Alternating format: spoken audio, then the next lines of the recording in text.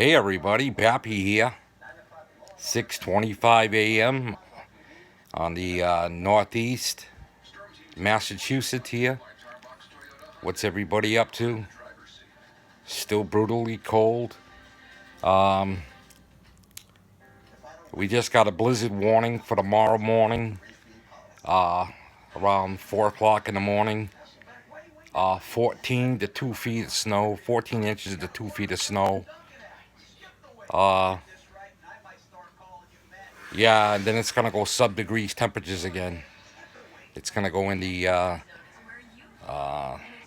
5, 6, 7 mark below zero. That's the way it is. We get whacked with a couple of storms and it just drops dramatically. Antarctica up here. So, we got to go out and do a few errands this morning. Pick up the necessities. And we'll be back. Mama's taking me out. So, she's the chauffeur. So, yeah. So everybody out there, keep warm. And if you're in the path of this blizzard here, uh,